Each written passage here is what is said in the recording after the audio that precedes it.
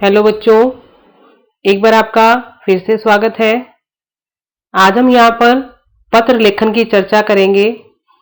पत्र लेखन क्या होता है, ये कितने प्रकार का होता है और उसमें कौन कौन से पत्र लिखे जाते हैं, पत्र लिखते हुए किन किन बातों का ध्यान रखना चाहिए।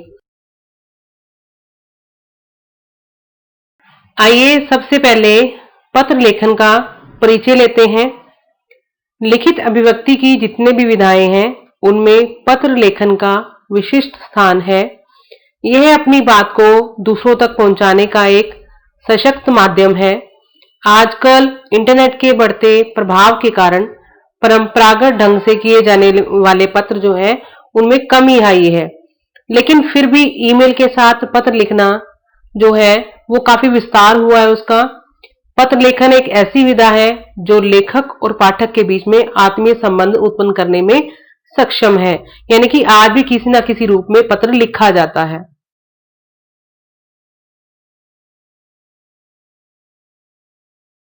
पत्र लिखते हुए में क्या क्या बातें ध्यान में रखनी चाहिए, आइए जानते हैं। सबसे पहले पत्र की भाषा ऐसी होनी चाहिए कि पाठक उसे आसानी से समझ सके, अर्थात उसके मानसिक स्तर के अनुरूप होनी चाहिए। यानी कि हम जिसे पत्र लिख रहे हैं वो उस बात को समझ सके, ऐसी भाषा हमने प्रयुक्त करनी है।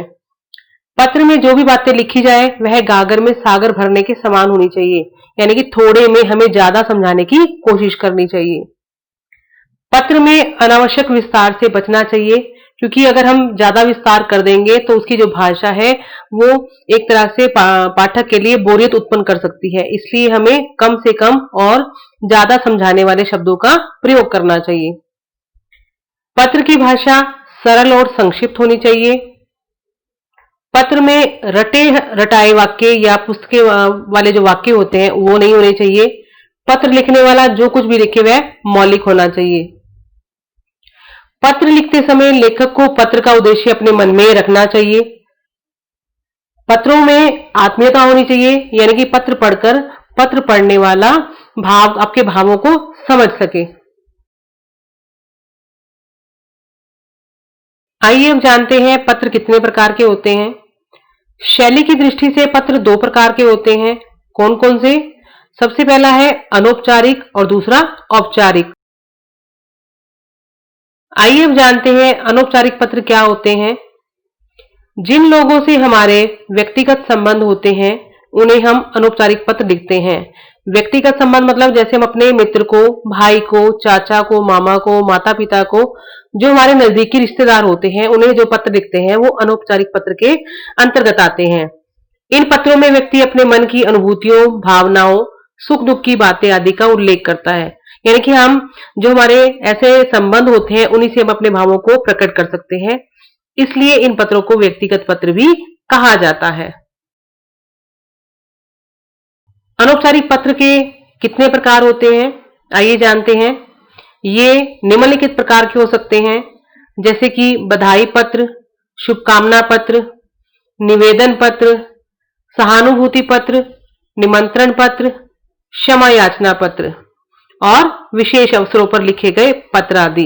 यानी अपने रिश्तेदारों को कोई किसी की बधाई देने के लिए हम करते हैं, कोई कभी शुभकामनाएं देते हैं, जैसे कि मामा का बेटे का बर्थडे है, जन्मदिन है, उसको आपने शुभकामनाएं देनी है, कोई त्योहार है उसके लिए आपने देना है, कोई दुर्घटना घट गई है तो सहानुभूति प्रकट करने के लिए आपने देना है। तो इस प्रकार से जो ऐसे पत्र लिखे जाते हैं वो अनौपचारिक पत्र के अंतर्गत आते हैं। आइए अब जानते हैं अनौपचारिक पत्र लेखन हेतु ध्यान रखने जो बातें हैं वो हम चर्चा करेंगे। तो सबसे पहला है पता। सबसे ऊपर बाईं ओर पत्र भेजने वाले का पता लिखा होना चाहिए या परीक्षा भवन लिखा होना चाहिए, क्योंकि छात्रों को ये निर्देश दिए जाते हैं कि वो अपने कोई भी ऐसे संकेत ना दे कि जिससे उनके बारे में कोई भी जानकारी प्राप्त की जा सके। इसलिए छात्रों को यह निर्देश दिया जाता है कि पता जहां पर पता लिखा जाता है वहां पर परीक्षा भवन को लिखना ज्यादा महत्वपूर्ण माना जाता है। यानी कि कोई भी ऐसे आपके जो पता है उसको ना लिखकर केवल परीक्षा भवन लिख देना चाहिए। उसके बाद शहर का नाम, तो शहर का नाम भी आप जो जहां पर आप रहते हैं वहां का नाम लिखकर, तो जो हम साधारणतः ये कहा जाता है कि जो नई दिल्ली है वो सबके लिए एक तरह से कॉमन हो जाती है, तो हम नई दिल्ली का नाम बच्चों को निर्देश करते हैं कि वो नई दिल्ली का नाम लिख दें। परीक्षा भवन के बाद नई दिल्ली लिखा जाना चाहिए। उसके बाद जिस दिन आप पत्र लिख रहे हो उस दिन की आपने दिनांक लिखनी है, और वो दिनांक भी आपने कहाँ लिखनी है, आपने बाईं ओर ही लिखना है। जहां पहले पता लिखा उसके बाद शहर का नाम लिखा, उसके बाद आपने उसी के नीचे दिनांक लिखनी है। उसके बाद है संबोधन। संबोधन मतलब आप जिसे पत्र लिख रहे हैं उसे आप किस तरह से बुलाते हैं। जैसे कि अनौपचारिक पत्रों में पत्र प्राप्त करने वाले के संबंध के अनुसार शब्दों का प्रयोग करना चाहिए। जैसे बड़ों के लिए आदरणीय। मान लीजिए आपने पिताजी को आप कोई पत्र लिख रहे हैं, तो आप उन्हें संबोधन क्या करेंगे, आदरणीय या फिर पूजनीय। और छोटों के लिए प्रिय, स्नेही आदि का प्रयोग किया जा सकता है। जैसे आप छोटे भाई को बहन को लिख रहे हो तो उसकी जगह वहां पर प्रिय लिख सकते हैं, स्नेही लिख सकते हैं। तो ऐसे संबोधनों का प्रयोग किया जाता है। उसके बाद अभिवादन। अभिवादन मतलब उनको आप कैसे विश करते हैं, कैसे उनके साथ अपना दिखाते हैं कि आप उनका किस तरह से रिस्पेक्ट करते हैं। शिष्टाचार या अभिवादन के वाक्य इस बात पर निर्भर करते हैं कि संबोधन किस प्रकार का है, यानी कि आपका शिष्टाचार देखा जाता है कि आपका जो संबोधन है वो आप उनके साथ किस तरह से बुलाते हैं उनको। जैसे आप बड़ों को, अपने पिताजी को आप लिखते हैं आदरणीय पिताजी, तो उनके अनुसार आप उनको अभिवादन कैसे करेंगे, तो आप उनके वहां पर लिख सकते हैं चरण स्पर्श या फिर सादर प्रणाम। तो इसी तरह से छोटों के लिए प्रसन्न रहो, चिरंजीवी रहो, सप्रेम नमस्ते आदि आप प्रयोग कर सकते हैं।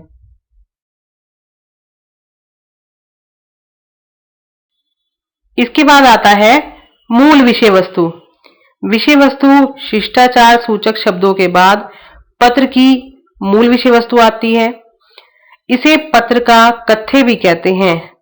इसके अंतर्गत लेखक वे सभी बातें, विचार आदि व्यक्त करता है जिन्हें वह पाठक तक पहुंचाना चाहता है, यानी जिस बारे में पत्र लिखा गया है वो मूल विषय वस्तु के अंतर्गत आती है। उसके बाद पत्र का समापन। पत्र समापन से पहले आत्मीय जनों के विषय में पूछताछ और आदर सम्मान आदि का भाव व्यक्त किया जाता है।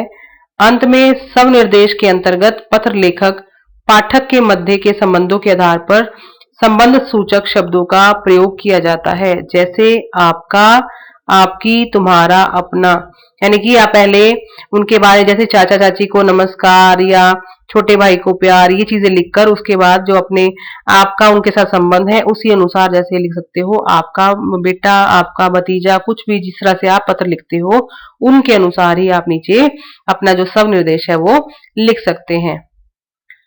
उसके बाद पत्र लेखक का नाम। सबसे जो अंत में है, सब निर्देश के नीचे पत्र लेखक को अपना नाम लिखना चाहिए। लेकिन छात्रों को ये बात समझनी होगी कि परीक्षा में पत्र लिखते समय नाम के स्थान पर क, ख, ग और या अ, ब, स आदि लिखना चाहिए, क्योंकि छात्रों को ये निर्देश दिए जाते हैं कि परीक्षा में कहीं भी अपनी जो अपना नाम या अपना पता उजागर नहीं करना होता। तो आपको ये बात ध्यान रखनी होगी कि आप अपना नाम ना लिखकर, अपना पता ना लिखकर नीचे क, ख, ग या अ, व, स लिखें।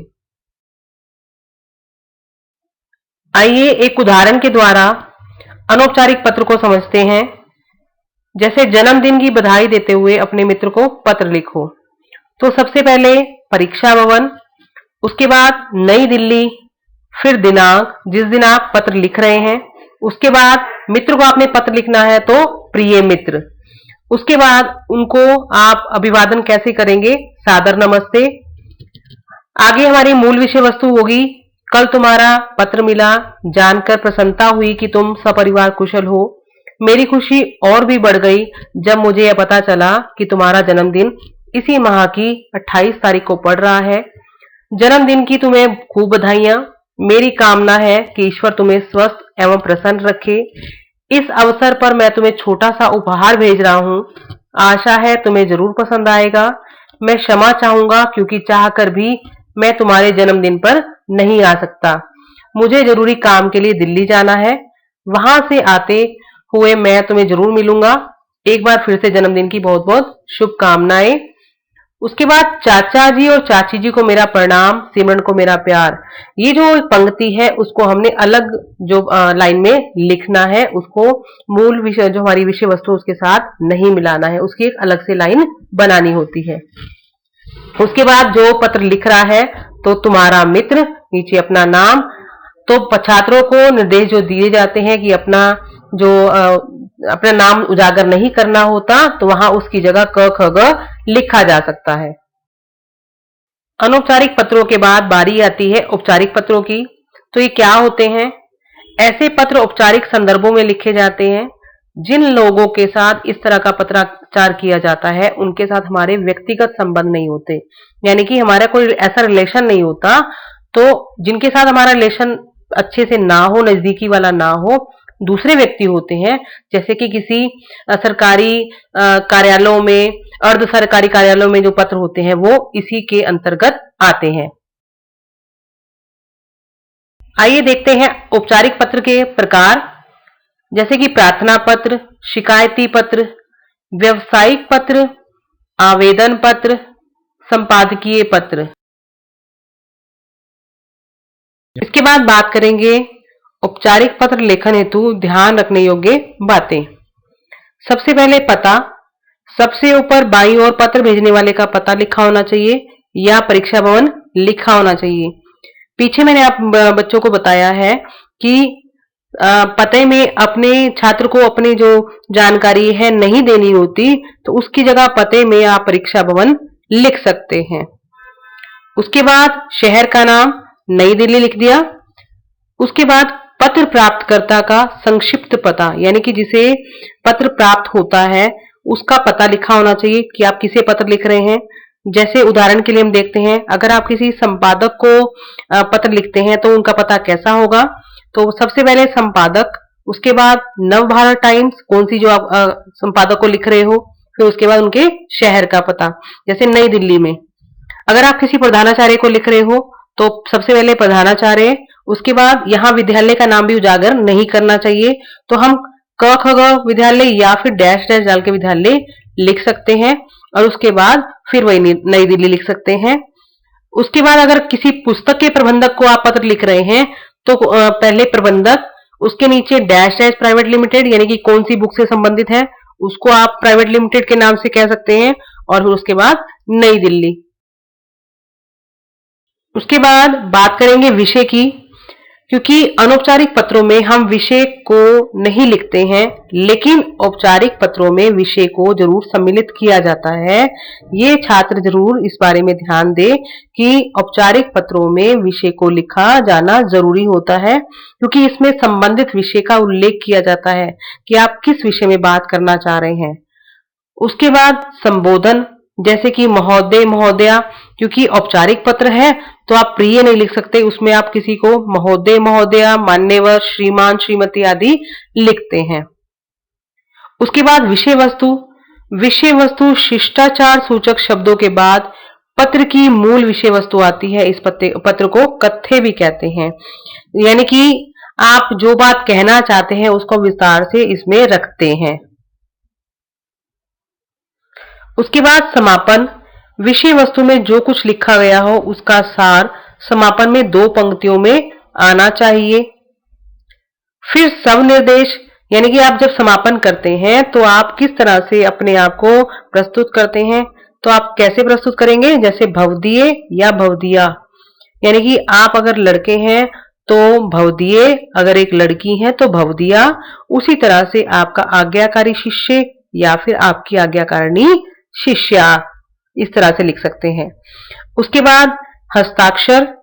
परीक्षा भवन में लिखे गए पत्रों में छात्र हस्ताक्षर ना करके उसकी जगह क ख ग और अ ब स लिख सकते हैं, क्योंकि शुरू में ही बता दिया गया है कि छात्रों को अपनी जानकारी सामने नहीं रखनी चाहिए। तो हस्ताक्षर में अपने नाम ना लिखकर छात्रों को क ख ग या फिर अ ब स लिखा जाना चाहिए। उसके बाद उसके नीचे हम लिखेंगे दिनांक। जिस दिन आप पत्र लिख रहे हैं उस दिन का दिनांक लिखना चाहिए और वो बाईं ओर ही लिखा जाना चाहिए।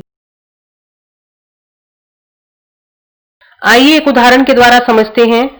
जैसे कि आपके शहर में अपराध बढ़ते जा रहे हैं, बढ़ते अपराध के प्रति चिंता व्यक्त करते हुए किसी दैनिक समाचार पत्र के संपादक को पत्र लिखो। तो सबसे पहले परीक्षा भवन, जो पत्र लिख रहा है उसका पता लिखते हैं, परीक्षा भवन नई दिल्ली। उसके बाद आप जिसे लिख रहे हैं तो संपादक महोदय, नवभारत टाइम्स नई दिल्ली। उसके बाद विषय, जैसे बढ़ते अपराध के संबंध में आप इस बारे में लिखना चाह रहे हैं क्योंकि अपराध बढ़ रहे हैं, तो उसके संबंध में आप जो पत्र है लिख रहे हैं। उसके बाद संबोधन हो गया महोदय। उसके बाद हम लिखते हैं, मैं आपके लोकप्रिय समाचार पत्र के माध्यम से पुलिस विभाग का ध्यान शहर में बढ़ते हुए अपराध की ओर आकर्षित करना चाहता हूं। आज शहर में स्थिति बहुत खतरनाक हो गई है। महिलाओं की स्थिति तो और भी बुरी है। मोटरसाइकिल पर सवार अपराधी राह चलती महिलाओं के गले से चेन, पर्स और अन्य आभूषण झपटकर फरार हो जाते हैं। दुपहिया वाहनों पर सवार ये अपराधी अक्सर बैंक के आसपास खड़े रहते हैं और बैंक से निकलने वालों के हाथ से पैसे छीनकर भाग जाते हैं। बस स्टैंड के पास सुबह शाम कुछ मनचले किस्म के लड़के होते हैं जो आती जाती महिलाओं और लड़कियों पर फब्तियां कसते हैं। फिरौती की घटनाएं तो शहर में बढ़ती जा रही हैं।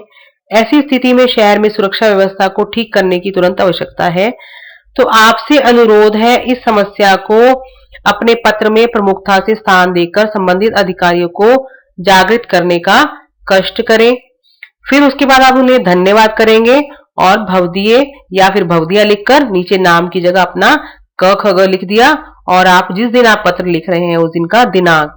ये बात ध्यान रखिए कि आपसे अनुरोध है, यानी कि अंत में इसको भी एक अलग लाइन में आपको ये बात लिखनी है कि आपसे अनुरोध है कि समस्या को आपने पूरी बात कह दी, उसके बाद उस बात को संक्षिप्त में कह दिया कि आप, मुझे लगता है कि आप इस बात, मेरी जो बात है उसको संबंधित अधिकारियों तक पहुंचाएंगे। तो इस बात को हमने जो मूल विषय वस्तु है उससे एक लाइन नीचे लिखनी होती है।